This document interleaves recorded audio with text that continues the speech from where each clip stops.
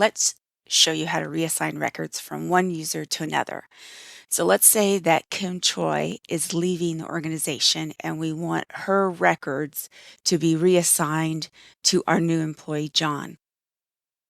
Instead of going into each module and doing a mass update, we're going to do multiple modules at one time in reassign records.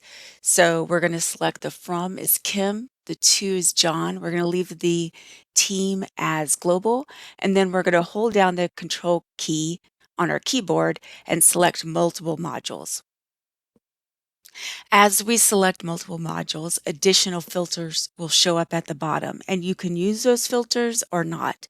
If you don't use them, that just means all of the records that were assigned to Kim will be assigned to John. Then you're going to click Next. And on this page, you're given the option for each of the modules you selected, whether you want the workflow, notifications, and audit log to display John's name instead of Kim's. So you can check mark the boxes as long as there's not a lot of them. You can do it within work hours. If there are larger numbers, you probably want to do it after work hours because it will slow down performance.